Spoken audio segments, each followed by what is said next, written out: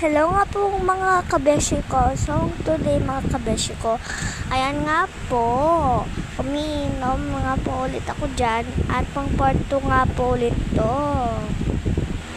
Nga po guys, tinanggal ko na ang aking salamin po kasi po nahihirapan na po ako, pawis na po ako dyan nga. Papis-pis pa po ako dyan. Ayun nga po, gusto ko nga po dyan magtupi. Kaso nga lang po, pinapagpag ko nga lang. At habang nagtutupi, nag-isip ko kung ano i-voice over ko. At nga po pala dyan, binalik ko na lang nga po kasi nga po hindi ko alam kung paano tutupiin. Ayun nga po, nagpaypay na lang ako at nabiglang nasira.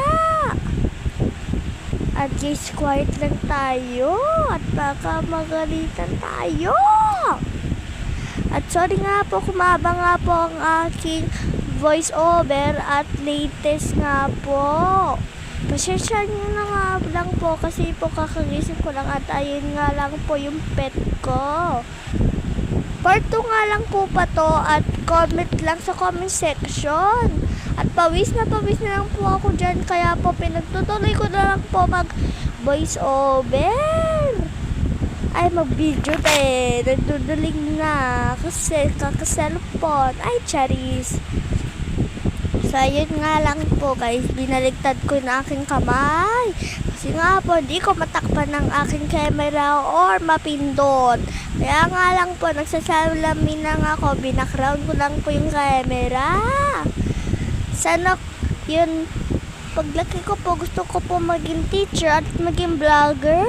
Kapag nasa classroom na po ako, diretso na lang po yung pagbablog. At kapag bata pa lang nga po ako, marunong na pala ako mag-voice over. Mag-isa na lang nga po pala ako nagbo-voice over kasi po sa akin po itong cellphone na hawak-hawak ko.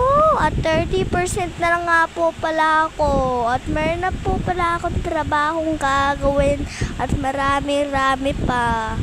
At yan nga po pala, gusto nyo po mag-order sa akin ng bracelets, mag-order lang po wala kayo sa akin. At guys, sa tingin nyo ba kung ano yung book ng character ko, isipin nyo nga kung ano yung book ng character ko, comment lang sa comment section. Ayun nga po pala, kinacurl ko lang po para mas maganda po dito sa vlog.